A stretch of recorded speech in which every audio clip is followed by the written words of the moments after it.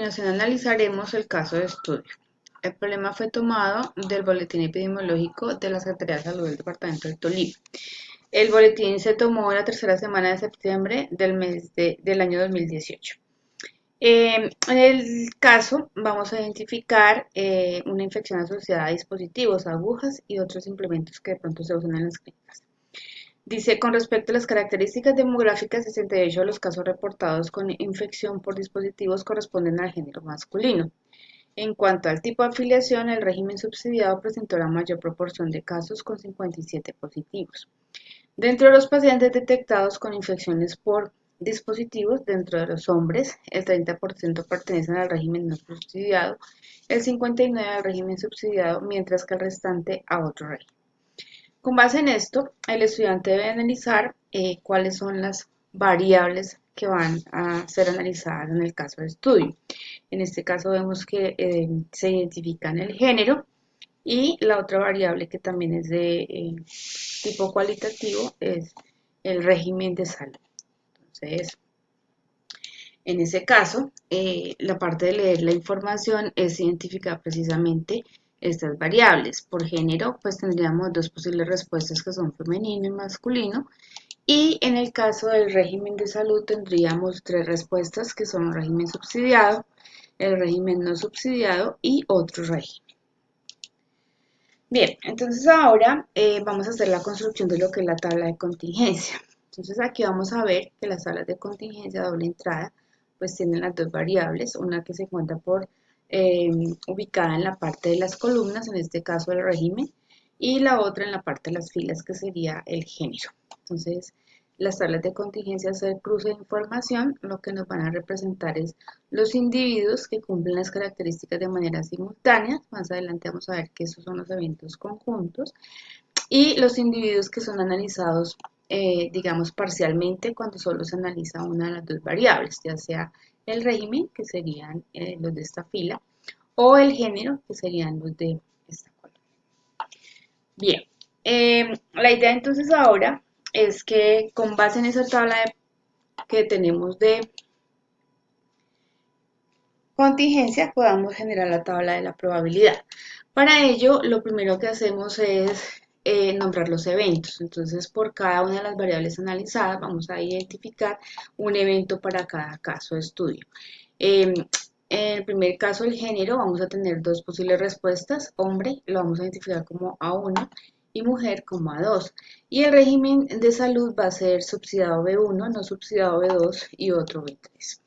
Ya con la información descrita, construimos la tabla de probabilidad. Una de las diferencias con la tabla de contingencia es que aquí ya no aparecen las palabras como tal, sino la identificación de los eventos. B1, B2, B3 que corresponden al régimen, A1 y A2 que corresponden al género. Bien, luego ¿qué hacemos? Entonces, construir la tabla de contingencia, de probabilidad, es empezar a mirar las relaciones que hay entre los valores de la tabla de contingencia con el tamaño de la muestra.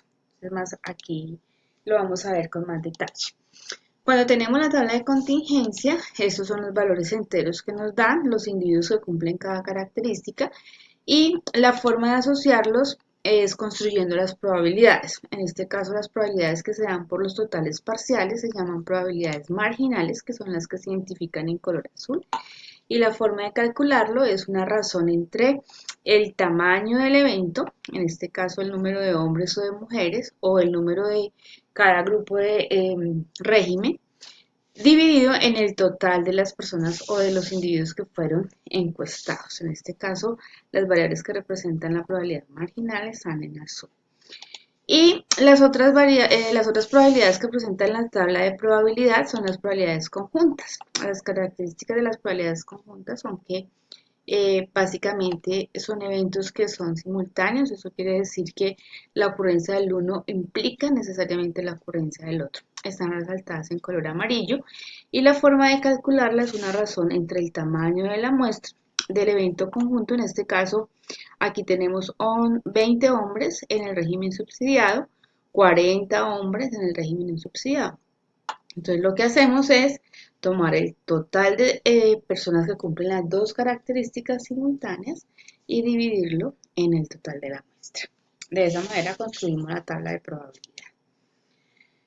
Bien, con la tabla de probabilidad ya identificamos las probabilidades directas de la tabla. Ahora vamos a construir una probabilidad que es muy importante en el estudio de el tema de la incertidumbre, que es la probabilidad condicional. La probabilidad condicional es una razón entre la probabilidad conjunta de dos eventos y la probabilidad marginal de un evento que ha ocurrido previamente. En este caso, la forma de escribir la probabilidad condicional es A dado B. En este caso, el evento que ocurre primero se marca siempre en la parte de abajo. Entonces, quiere decir que para nuestro caso dividimos el grupo por régimen. Entonces, cuando uno divide el grupo por régimen, como lo muestra esta figura, pues vamos a tener tres subgrupos, B1, B2 y B3. Pero dentro de cada grupo van a quedar dos subgrupos, que serían los hombres y las mujeres. Entonces, la forma de trabajar las probabilidades condicionadas es separar por grupos, ya sea por la variable género o por la variable régimen. En este caso nos va a interesar solo el grupo. Para el ejemplo, tomamos la probabilidad de que si seleccionamos una persona del régimen subsidiado, en este caso B1, fue lo que ocurrió primero, la pregunta sería cuál es la probabilidad de que sea un hombre.